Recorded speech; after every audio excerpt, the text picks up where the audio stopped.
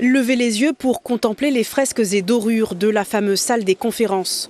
Pour Audrey Bellim, c'est aussi prendre du recul et prendre ses marques dans cette grande cité qui constituera désormais son quotidien.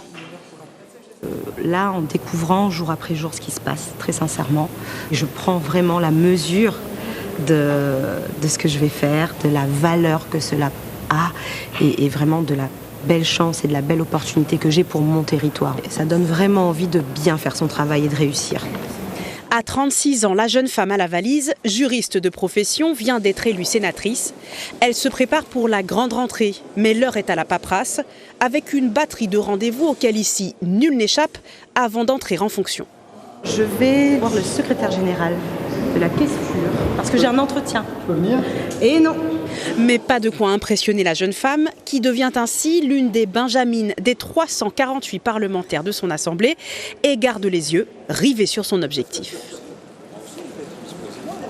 Aujourd'hui, moi je souhaite défendre les territoires de La Réunion dans toute sa diversité, parce que on souffre de beaucoup trop nos problématiques structurelles, etc.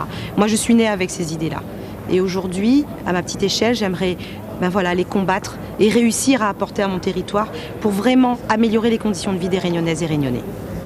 Plus loin sur l'échiquier politique, dans cette même cour, le maire de Salazie, Stéphane Foissin.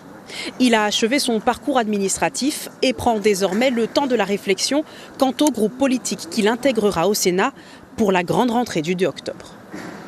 On n'a pas encore les bureaux, on n'a pas encore j'ai pas encore choisi le groupe dans lequel j'irai. Donc c'est bien de se faire courtiser un petit peu par les groupes, mais moi mon intérêt c'est d'aller dans un groupe qui fasse avancer la Réunion. Donc c'est important.